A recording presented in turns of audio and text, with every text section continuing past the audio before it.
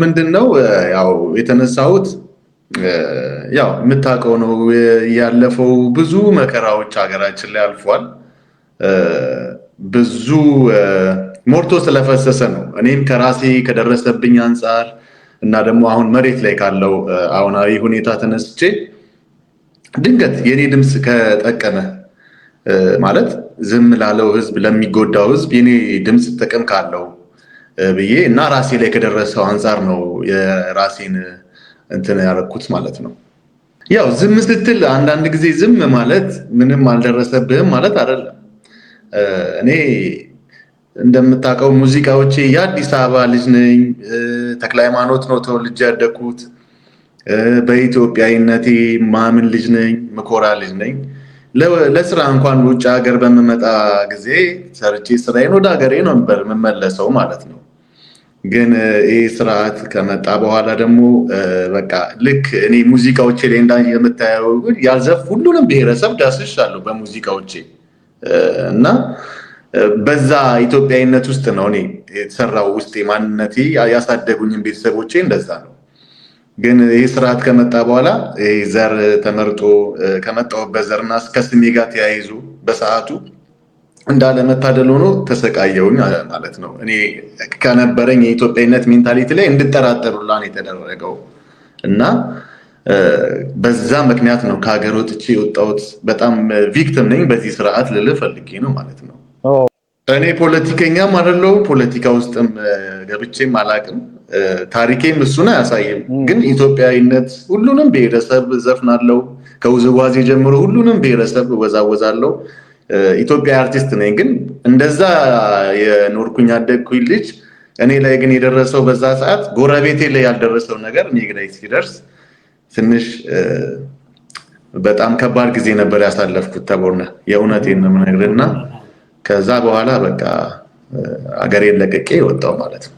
እንዳልኩ ነው እኔ ያሳለፍኩት ይሄን ሁላ እንግዲህ ዛሬ ሚዲያ ላይ ያወራሁት እንጂ ይሄ ያሳለፍኩት ነገሮች ናቸውና ግን በዚህ ሰዓት አጋጣሚውን ተጠቅሜ እጄን አውጥቼ እኔ እዚህ ጋር ነው ያለሁት ለማለትም አይደለም።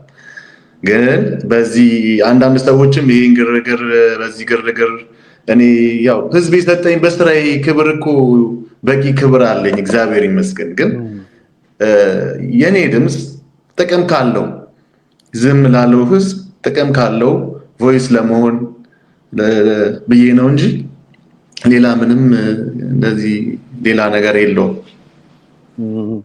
ያ ይሄ ትልቁ ነገር የኔ ድምጽ ዋጋ አለው ብዬ እንትን ብዬ ሳይሆን ግን ኦፍ ኮርስ ለህዝቤ ድምጽ መሆን እፈልጋለሁ። ትልቁን ነገር ነው የተናገርኩትኝ። ምክንያቱም ይሄ ዝም ሊባልም ቢገባም አይደለም በራሴም ላይ የደረሰ ነው። ፕላስ ደግሞ እያንዳንዱን ኢትዮጵያዊ ብትጠይቀው በዚህ ሰዓት ማንም ደስተኛ የለም።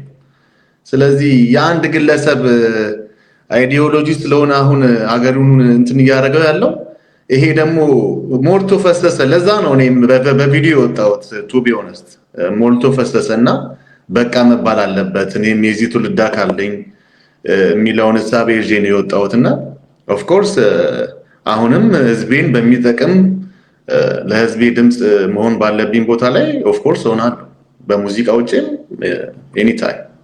እኔ አሁን የምለው ኢትዮጵያ ሀገራችንን ሁላችንም እንወዳታለን። የሁላችንም ሀገር ነች።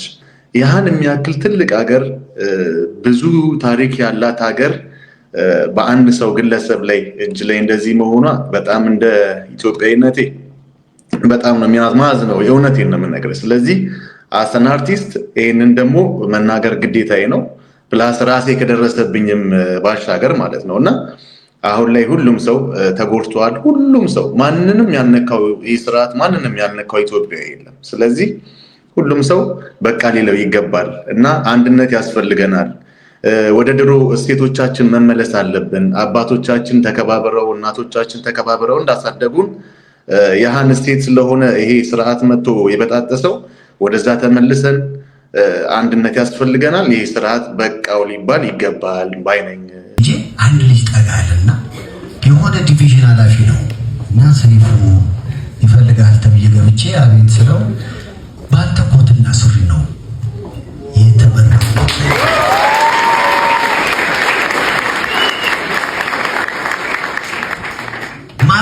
ወይም ደግሞ በሆነው ጊዜ ላይ የሆነ ነገር አለማግኘት እኔም ኖሬበት ስለማቅም ያልፍ ነገር ነው። የሰው ልጅ ከሰራ እግዚአብሔርን ከያዘ ይለወጣል። እኔን የለወጠ አምላክ ሁሉንም እንዲለውጥ ግን እኔ እጸልያለሁ፣ እናንተም ጸልዩ። ወደዚህ ስመጣ ባዶ እንዳይሆን አልኩና ላለፉት 25 ፕሮግራሞች የሰራሁባት እስኪ እንደሆነ አላውቅም። እስኪ ይዛችሁት ወደዚህ ጎበዞች ሰርፕራይዞች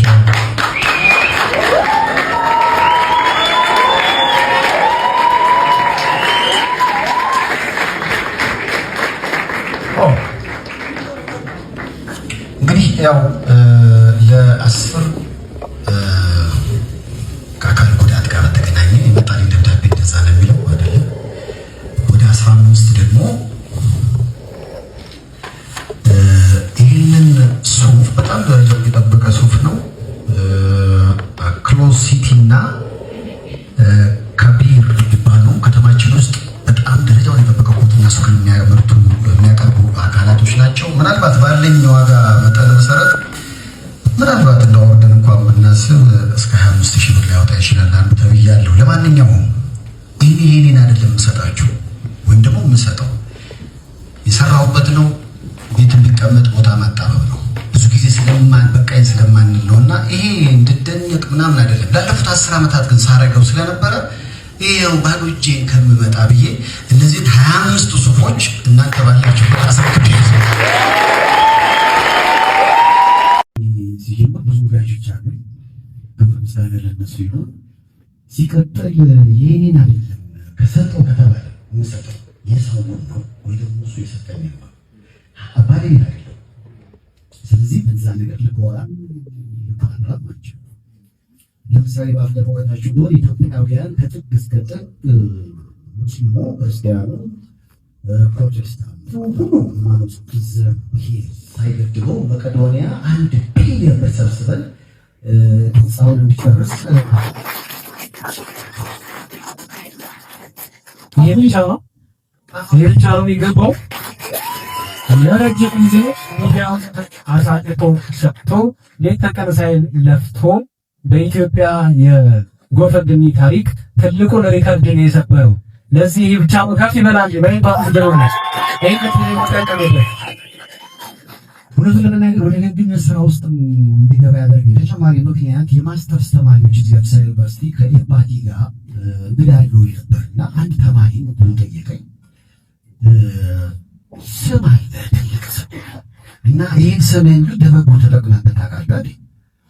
ከዚህ በላይ እንግዲህ የቻልኩት ለማገዝ ሞክራለሁ። የመዝናኛ ፕሮግራም ስለሆነ ምናምን ብዬ ተናገርኩኝ ማለት ነው። ኖ ከዚህም በላይ ማድረግ እየቻልክ እንዳላረግ ይገባኛል ሌላው አስተያየት ነው የጠቀመኝና ዛሬ የተመሰገነ ይሁን። ከዛ በኋላ በቻልኩት ሁሉ እስኪ ምን ላደርግ እችላለሁ የሚለው ነገር መጣ።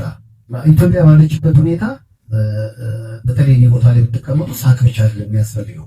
ይሄ ስም መልካም ሆኖ ሌሎችን አስተባብሮ ለተቸገሩ እንዲደርስ ምክንያት ከሆነ ለምን አንጠቀምበት ብዬ ነው የሞከርኩት። ይሄንን ትልቁን የአንበሳውን ድርሻ ግን የሚወስደው መላው የኢትዮጵያ ሕዝብ ነው።